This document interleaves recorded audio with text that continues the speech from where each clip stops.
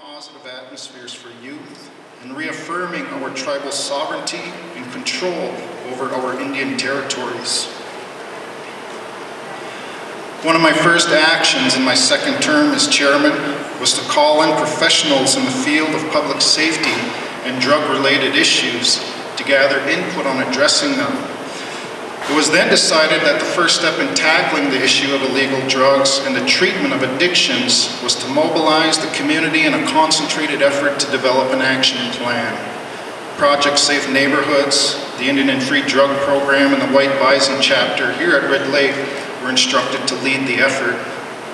The Summit on Methamphetamine, Crack Cocaine, and Gangs that was held at Red Lake in January was attended by well over 400 participants, including program professionals, tribal council members, law enforcement personnel, court staff, educators, elders, youth, and community members. The sheer number of participants alone at this event is a direct indication that our communities want this issue addressed. The organizers of the summit are to be commended for conducting such a gathering.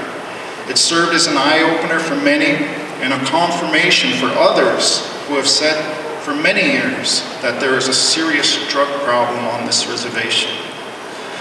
Out of this summit came a mandate from every reservation community to address these issues from a variety of approaches. The tribal government can contribute by committing resources to public safety, provide stiffer penalties by creating stricter drug laws. We can strive to create jobs and provide alternatives for youth, but at the same time, it is unrealistic to expect a government comprised of 11 people to regulate and monitor the actions and behaviors of thousands of reservation residents. All districts agree that they must also play a part. This year, the Tribal Council will follow through on the summit by pursuing partnerships and agreements with surrounding communities, other tribes, and law enforcement agencies that strive to curb drugs, gangs, and violence in their communities. We will also seek additional federal funding to enhance our continued need for law enforcement services on the Red Lake Reservation. We are a self-governance tribe that has the responsibility to handle many of these issues internally. We are no longer under the direction of the BIA, but we also need adequate funding through the Department of Interior, of which we are currently drastically underfunded.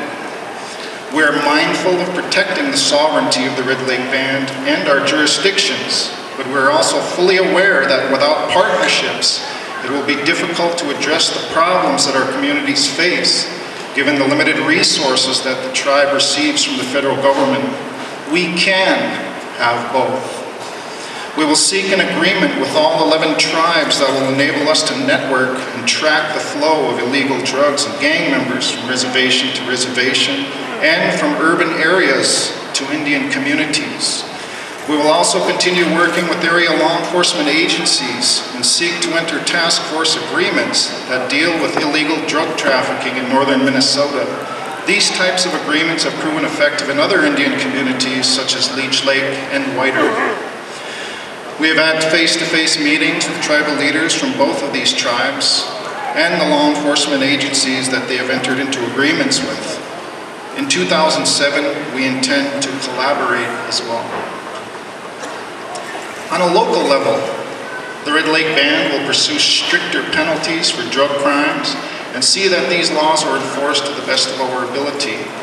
We will continue to strengthen our tribal courts and law enforcement components so that they work effectively to protect and serve our communities. We will also explore the possibility of a drug court. I have listened to frustrated community members who feel that these changes are not happening fast enough. We at the Tribal Council are mindful of this. We are striving to assure that law-trained professionals and sound leadership are present in these agencies. We have made some improvements, but there is still a lot of work in these areas that needs to be done. We can and we will improve on both in 2007. Other Indian nations are beginning to monitor the flow of non-members and those who enter into their territories illegally. Some have implemented custom checkpoints to restrict access to Indian lands. Others require visitors to declare their business upon arriving to the reservation. Red Lake itself, at one time, had a passport system that enabled us to monitor and deal with non-members. They were required to declare their intention on the reservation. If they violated the peace and tranquility of the Indians here, they were removed. We still maintain that right as a sovereign tribal power. On our reservation, we are experiencing an influx of criminal activity by people who have no business entering our tribal lands. This year, we will assess what options we have at our disposal to monitor who comes and goes from our reservation in hopes of curbing the flow of illegal drugs and crime. I have issued a call to action to all agencies and programs that deal with preventing and treating addictions. Educating our children and communities is crucial in preventing and combating the addictions that we are inflicted with. In 2007, we will seek to improve upon our services to tribal members encountering problems associated with drug and alcohol addictions. Drugs such as crack cocaine and methamphetamine are very expensive to treat and harder to recover from than less sophisticated or toxic substances. We have to raise the bar and set a new standard in the programs that provide these services. The Tribal Council is committed to improving in these areas. Tribes all across the United States and the First Nations of Canada can no longer ignore the fact that drugs and violence are destroying Indian country. To those responsible for inflicting these devastating plagues of pain and suffering in Indian country, notice has been served. Reconsider what you are doing to the Indians here at Red Lake, because our communities will no longer tolerate it. In 2007, we will once again resume operations of our fishing industry. The Red Lake Band was recently recognized by the National Congress of American Indians and the John F. Kennedy School of Business at Harvard University for our walleye recovery effort.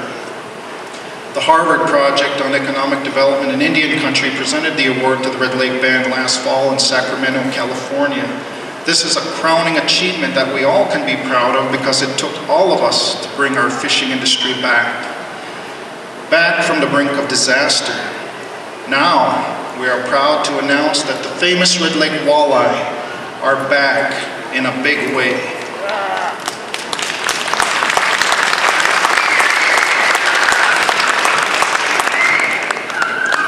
Thank you, I needed that break. Now we are weighing our options and what type of harvest methods to use in order that we will never make the mistake of overfishing again. In the meantime, we will begin slowly by fishing hook and line. We do not see gill netting as an option in the near foreseeable future. Right now, we do not have the ability to regulate fishing effectively. Until we have the resources to do so, we can see no other option than hook and line at this time.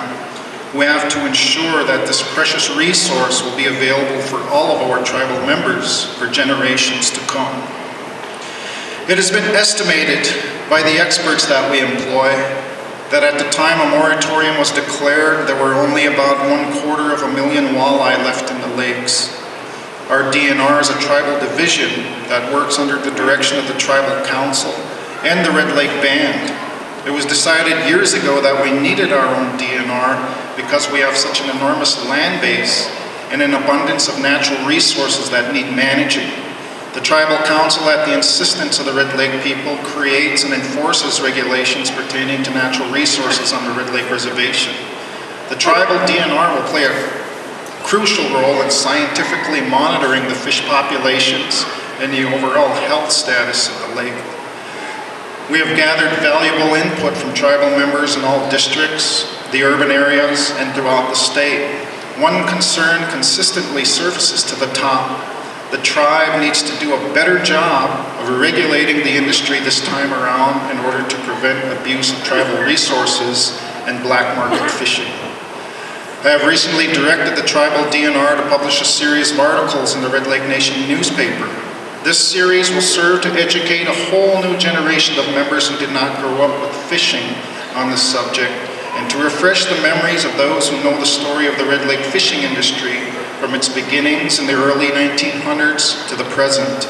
I encourage all tribal members to become familiar with this subject as we reintroduce fishing to our tribal members.